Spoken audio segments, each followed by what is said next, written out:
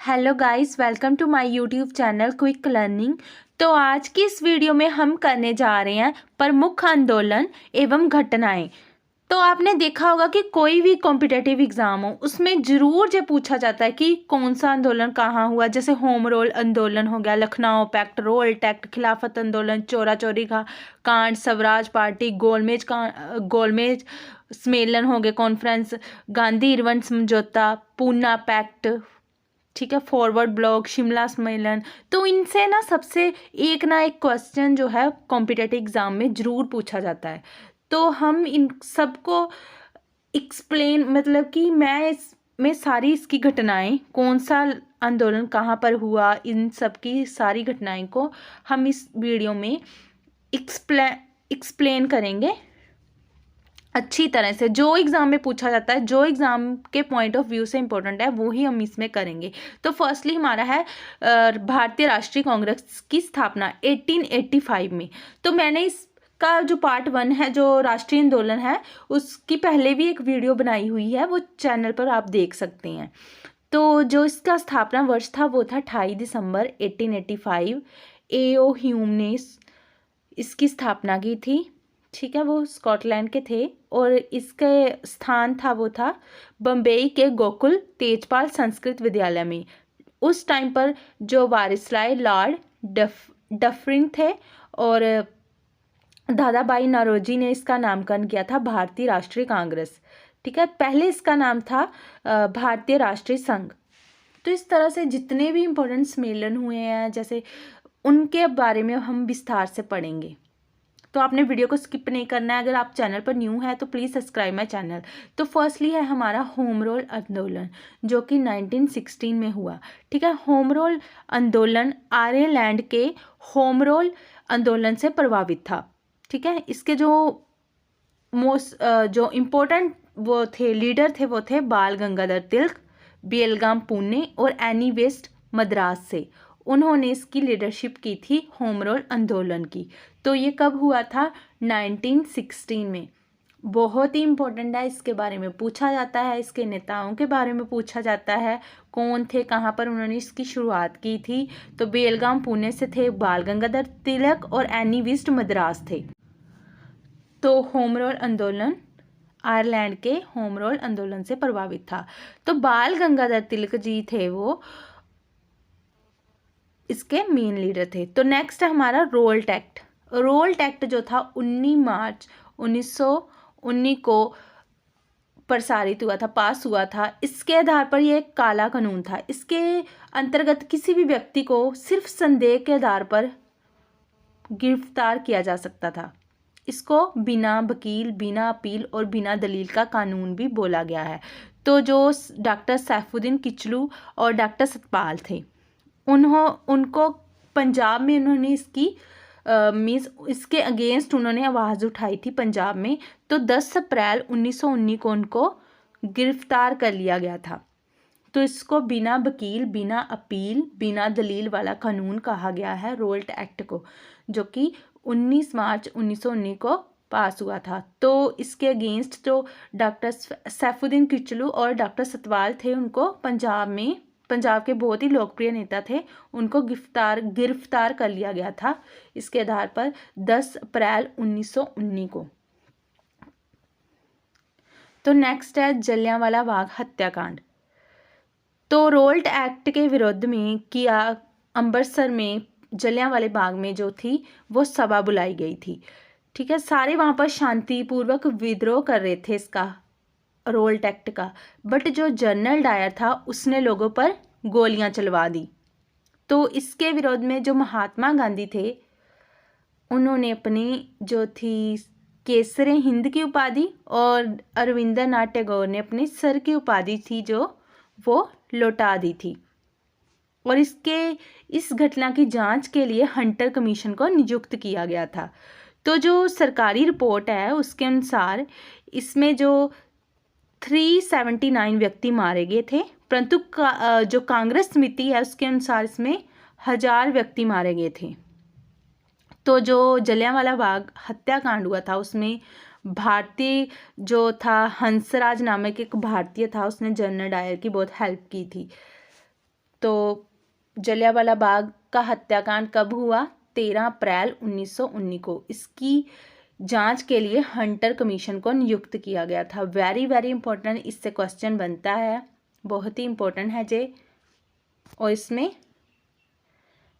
379 व्यक्ति मारे गए थे, परंतु कांग्रेस समिति के अनुसार इसमें 1000 व्यक्ति मारे गए थे। बहुत ही इंपॉर्टेंट है जे भी, आपने इसको याद करना है और वीडियो को स्किप नहीं करना है, ज़्यादा से ज़्यादा शेयर करो। तो ये सारी जो घटनाएं हैं, जो ये सारे इंसिडेंट हैं, मोस्ट इम्पॉर्टेंट है, सारे आपने याद रखने हैं। इसमें मैंने ज़्यादा से ज़्यादा जो आंदोलन हुए हैं उनको कवर करने की कोशिश की है इस वीडियो में। तो इस तरह से जो जलियांवाला बाग का हत्याकांड था वो 13 अप्रैल 1919 को हुआ। नेक्स्ट है खिलाफत आंदोलन। खिलाफत आंदोलन था वो 1919 में ही हुआ। जो खिलाफत आंदोलन था वो तुर्की के खिलाफ हुआ था, ठीक है। जो खिलाफत आंदोलन था वो तुर्की में खलीफा को मतलब सम्मान दिलाने के लिए उसके समर्थन में हुआ था। ब्रिटेन के खिलाफ भारतीयों ने किया था, क्योंकि तुर्की में जो खलीफा था उसको उसकी पोजीशन, उसके पद जो था वो अंग्रेज नहीं दे रहे थे, इसलिए ये आंदोलन हुआ था। तो भारत में जो खिलाफत आंदोलन की शुरुआत है वो शौकत अली और मोहम्मद अली ने की है। जो पिछली वीडियो है मेरी नेशनल मूवमेंट वाली, उसमें मैंने खिलाफत आंदोलन के बारे में ज़्यादा डिटेल से बताया है, बहुत ज़्यादा उस पर डीपली समझाया है। हैं वीडियो, वो बहुत ही हेल्पफुल रहेगी आपके लिए। नेशनल मूवमेंट की वीडियो है, उसमें मैंने सारी नेशनल मूवमेंट कैसे हुई, क्यों हुई, उसकी घटनाएं, सारा कुछ बताया है। तो भारत में खिलाफत आंदोलन की शुरुआत किसने की थी? शौकत अली ने और मोहम्मद अली ने। तो ये भी बहुत इंपॉर्टेंट है। नेक्स्ट है असहयोग आंदोलन। तो असहयोग आंदोलन है वो कब शुरू हुआ था? 1920 में। 1 अगस्त 1920 को महात्मा गांधी जी ने इस असहयोग आंदोलन की शुरुआत की थी।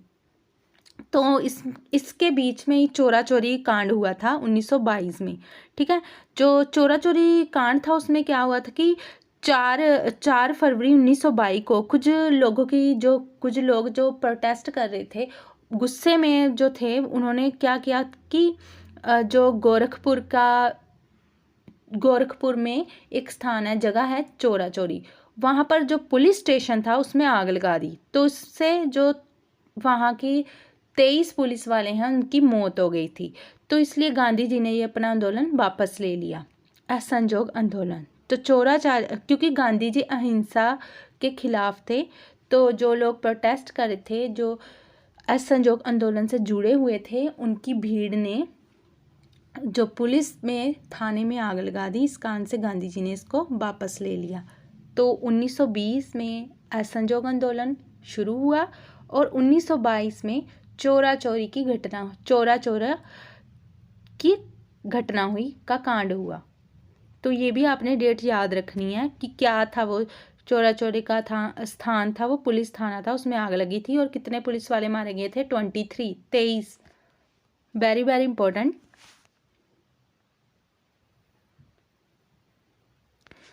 तो इस तरह से आपने इन आंदोलनों को याद रखना है। तो गांधी जी के जो जितने भी आंदोलन हैं उनको मैंने ट्रिक से याद करवाया हुआ है। आप मेरे चैनल की वीडियोस को देख सकते हैं, उसमें मैंने मोस्टली ट्रिक्स दी हुई है और महात्मा गांधी जी के जो आंदोलन हैं उनको ट्रिक से याद करवाया है, जितने भी आंदोलन उन्होंने किए हैं। तो नेक्स्ट है हमारा स्वर्ण अवज्ञा आंदोलन, जो 1930 में शुरू हुआ था। तो इसकी शुरुआत गांधी जी ने 22 मार्च 1930 को दांडी मार्च के साथ की थी। जो स्वर्ण अवज्ञा आंदोलन था वो 31 जनवरी 1930 को शुरू हुआ था। तो गांधी जी ने एक 11 सूत्रीय मांग की थी, 11 मांगे की थी। उस टाइम लॉर्ड वारिसराय थे वो, लॉर्ड इरविन थे, बट उन्होंने इन मांगों को माना नहीं था, अस्वीकार कर दिया था, माना नहीं था। तो इसके कारण इसका परिणाम क्या हुआ? स्वर्ण अवज्ञा आंदोलन जो गांधी जी ने शुरू किया। नेक्स्ट है गोलमेज सम्मेलन। तो गोलमेज जो राउंड टेबल कॉन्फ्रेंस है वो 1930 में हुई थी, बहुत इंपॉर्टेंट है। 1931 में हुई थी और 1932 में हुई थी, 3 हुई थी राउंड टेबल कॉन्फ्रेंस। तो तीनों जो थी वो लंदन में हुई थी। तो भीमराव अंबेडकर जी हैं, उन्होंने तीनों में पार्टिसिपेट किया था, तीनों में भाग लिया था। बहुत ही इंपॉर्टेंट है, ये पूछा जाता है कि किन्होंने तीनों बार भाग लिया था। तो जो इंग्लैंड के प्रधानमंत्री थे उस टाइम पर वो थे रैमजे मैकडोनाल्ड। वो उस टाइम के प्रधानमंत्री थे इंग्लैंड के, रैमजे मैकडोनाल्ड।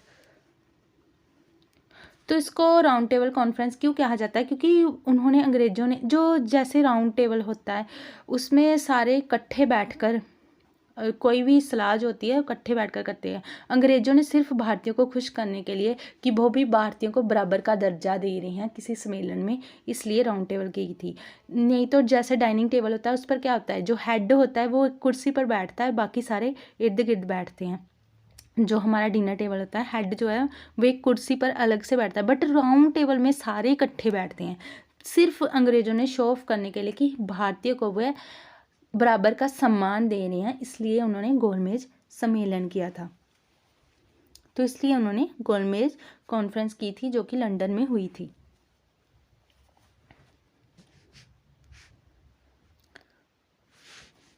तो इस तरह से आपने इसको याद करना है। तो तीनों जो गोलमेज राउंड टेबल कॉन्फ्रेंस थी वो लंदन में हुई थी। भीमराव अंबेडकर जी ऐसे भारतीय थे जिन्होंने तीनों में भाग लिया था, और उस समय जो इंग्लैंड के प्रधानमंत्री रैमजे मैकडोनाल्ड थे। तीनों जो कॉन्फ्रेंस हुई है राउंड टेबल कॉन्फ्रेंस, उनको हम डिटेल से करेंगे। जो फर्स्ट हुई है वो हुई है 12 नवंबर 1930 को। स्थान है सेंट जेम्स पैलेस लंदन, और वायसराय है उस टाइम के लॉर्ड इरविन। तो इसमें जो इम्पोर्टेंट है इसका फैक्ट है वो है कि भारतीय राष्ट्रीय कांग्रेस और महात्मा गांधी जी ने इसमें भाग नहीं लिया था। मुस्लिम लीग के नेता थे जो मोहम्मद अली जिन्ना हो गए। मुस्लिम लीग के जो नेता थे आगा खां, मोहम्मद अली, और दलित वर्ग के नेता बाबा साहिब भीमराव अंबेडकर जी ने इसमें भाग लिया था।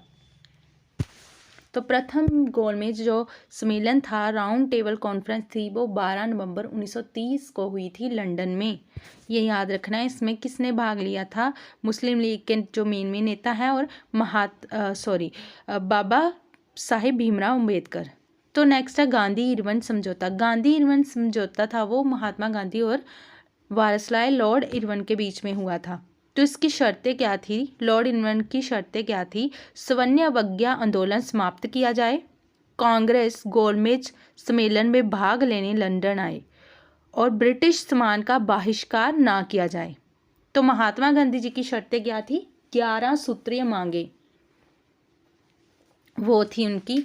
तो महात्मा गांधी जी और वायसराय लॉर्ड इरविन के बीच में जो समझौता हुआ था, इसकी शर्तें मैंने आपको बता दी है कि उनकी शर्तें क्या थी और गांधी जी की शर्तें क्या थी।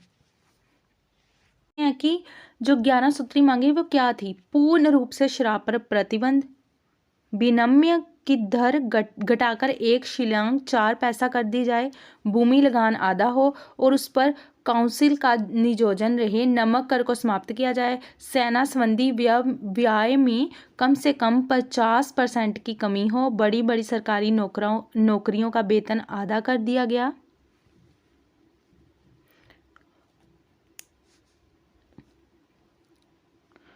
विदेशी वस्त्रों के यात पर निषेध कर लगे, भारतीय समुद्र तट केवल भारतीय जहाज़ों के लिए सुरक्षित रहे और इसके लिए कानून का निर्माण हो, सभी राजनीतिक बंदियों को छोड़ दिया जाए, गुप्तचर पुलिस हटा दी जाए अथवा उस पर जनता का नियंत्रण रहे, आत्मरक्षा के लिए हथियार की अनुमति दी जाए। ये थी 11 सूत्री मांगे जो आप देख रहे हो, ये गांधी जी ने की थी।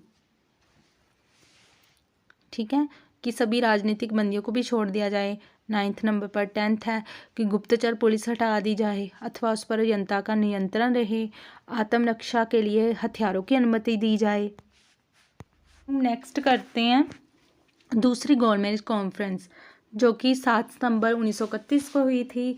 सेंट पॉल पैलेस लंदन में हुई थी। लॉर्ड लिथगो उस टाइम पर वायसराय थे, और इसमें कांग्रेस से जो महात्मा गांधी जी ने भी हिस्सा लिया था, मुस्लिम लीग से मोहम्मद अली जिन्ना, दलित वर्ग से बाबा भीमराव अंबेडकर जी ने इसमें भाग लिया था। ठीक है, तो पिछले में महात्मा गांधी जी ने भाग नहीं लिया था, इसमें लिया था। 7 सितंबर 1931 को ही गांधी जी एस राजपुताना जहाज से लंदन आए थे। फ्रैंक मॉरिस ने गांधी जी को अर्धनग्न फकीर कहा था। वेरी वेरी इंपॉर्टेंट है ये। एस राजपुताना जहाज से लंदन आए थे गांधी जी। इस तरह से हमने अब करनी है थर्ड गोलमेज सम्मेलन, थर्ड राउंड टेबल कॉन्फ्रेंस, जो कि 1932 में हुई थी, लंदन में हुई थी। कांग्रेस के बहिष्कार के कारण ये जो सम्मेलन था वो असफल रहा था। थर्ड गोलमेज कॉन्फ्रेंस थी वो असफल रही थी। वो 1932 में हुई थी, लंदन में हुई थी। तो इस तरह से हमने तीनों के तीनों जो गोलमेज सम्मेलन हुए हैं, गोलमेज कॉन्फ्रेंस हुई है, उनको याद किया है। नेक्स्ट है पूना समझौता। पूना समझौता 24 सितंबर 1932 को यरवदा जेल पुणे में महात्मा गांधी और भीमराव अंबेडकर जी के बीच में हुआ था। परिणाम, इसके रिजल्ट्स क्या निकले? केंद्रीय विधानमंडल में जो दलित वर्ग के लिए सुरक्षित सीटों को 18% से बढ़ा दिया गया। महात्मा गांधी जी और जो भीमराव अंबेडकर जी हैं उनके बीच में हुआ था। तो इसके जो रिजल्ट्स थे वो देख रहे हैं कि जो दलित वर्ग हैं उनके लिए जो सुरक्षित सीट्स हैं उनको 18% बढ़ा दिया गया था, और जो प्रांतीय विधानमंडल में दलित वर्ग के लिए सीटें 71 से बढ़ाकर 148 कर दी गई थी। तो इस तरह से जो पूना समझौता था वो महात्मा गांधी और भीमराव अंबेडकर जी के बीच में हुआ था।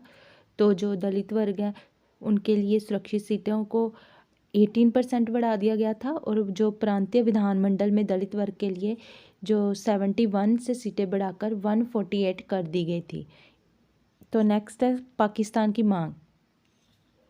तो इस तरह से ये नेक्स्ट है पाकिस्तान की मांग, जो कि 24 मार्च 1940 को 1940 को लाहौर अधिवेशन में मुस्लिम लीग ने जो की थी। पाकिस्तान की मांग 24 मार्च 1940 को लाहौर अधिवेशन में मुस्लिम लीग ने जो पाकिस्तान की मांग की थी। नेक्स्ट है माउंटबेटन योजना, जो 3 जून 1947 को वायसराय माउंटबेटन ने जो भारत के विभाजन की योजना रखी थी, उसमें क्या किया था? 15 अगस्त 1947 को भारत को याद कर दिया गया था और पाकिस्तान बना दिया गया था भारत से अलग करके 14 अगस्त 1947 को। तो भारत और जो पाकिस्तान के बीच सीमा को रखा गया उसका नाम रेड क्लिफ रेखा रखा गया। रेड क्लिफ रेखा कहा जाता है भारत और पाकिस्तान के बीच जो सीमा है उसको। जे मैंने मैप में दिखाई है रेड क्लिफ रेखा। तो इस तरह से माउंटबेटन योजना के द्वारा जो है पाकिस्तान और भारत का मतलब भारत के 2 भाग कर दिए गए और पाकिस्तान बना दिया गया 14 अगस्त 1947 को। तो इस वीडियो में हमने मोस्ट इम्पॉर्टेंट जो टॉपिक थे वो कवर किए हैं। आई होप आपको जो वीडियो पसंद आ रही होगी। Please like share and subscribe my channel. तो ये जो मैं दिखा रही हूँ ये है जो वो रेड क्लिफ रेखा है, रेड कलर की। इसको मैंने ब्लू मार्क से दिखाने की कोशिश की है आपको। मैप में है रेड क्लिफ रेखा, भारत और पाकिस्तान के बीच जो सीमा रेखा है। तो आगे जो नेक्स्ट है भूदान आंदोलन। भूदान आंदोलन था वो 1951 को विनोबा भावे ने शुरू किया था भूदान आंदोलन। तो रामचंद्र रेड्डी है, उन्होंने सबसे पहले भूमि दान की थी इसके लिए, इस आंदोलन के लिए 1951 को शुरू हुआ था। विनोबा भावे ने किया था शुरू भूदान आंदोलन। ये नाम याद रखना है। तो इस एक ही वीडियो में हमने सारे के सारे आंदोलन, मोस्ट इम्पॉर्टेंट जो आंदोलन है, मोस्ट इम्पॉर्टेंट इसके इस इंसिडेंट्स है, घटनाएं हैं, वो सारी की सारी कवर की है। Please share, like and subscribe my channel. Thank you for watching. Thank you very much.